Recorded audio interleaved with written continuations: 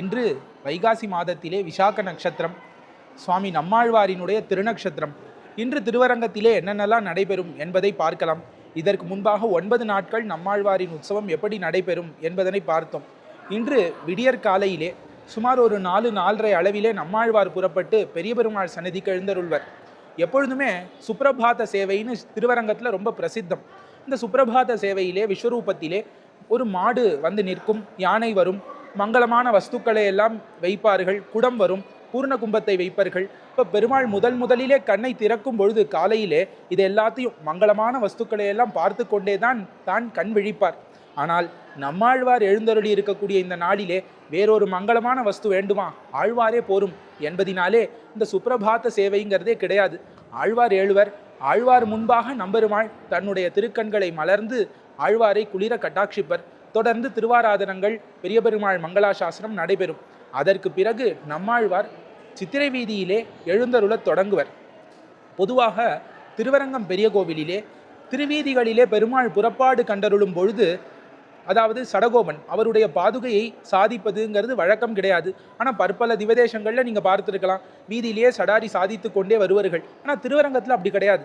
ஆனால் நம்மாழ்வார் அவருடைய திருநக்ஷத்திரத்தன்னைக்கு வீதி ஏழும் பொழுது மட்டும் நம்மாழ்வாரினுடைய பாதுகைகள், அதாவது அதற்கு மதுரகவின்னு திருவரங்கத்திலே திருநாமம், எல்லாருக்கும் அந்த மதுரகவிகளானது திருவீதிகளிலே பிரசாதிக்கப்படும். தீர்த்தம், மதுரகவிகள் இரண்டுமே உண்டு.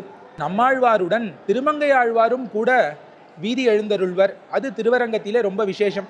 அதற்கு மேலே மத்தியானம் பெரிய பெருமாள் தன்னுடைய உடுத்து களைந்த பீதக வாடை என்ன, திருமாலை, சந்தனம் முதலானவைகளையெல்லாம் அனுப்பி வைப்பர். பிரசாதங்கள்லாம் நிறையா வரும். இங்கு திருவாய்மொழி சாத்துமுறை ரொம்ப சிறப்பாக நடைபெறும். அத்தியாபக சுவாமிகள், அரையர் சுவாமிகள் எல்லாம் சேர்ந்து அந்த சாத்துமுறையை நடத்தி வைப்பார்கள்.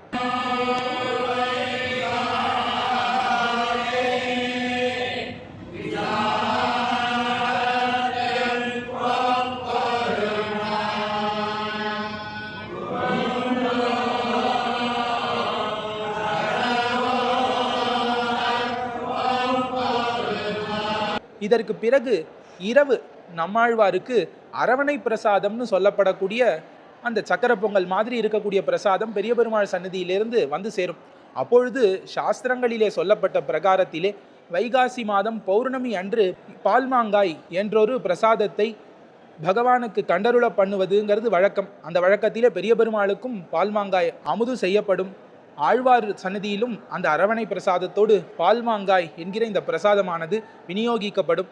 இன்னொரு நாள் இது எப்படி பண்ணுகிறார்கள் என்பதையும் நாம் சேர்த்து பார்க்கலாம்.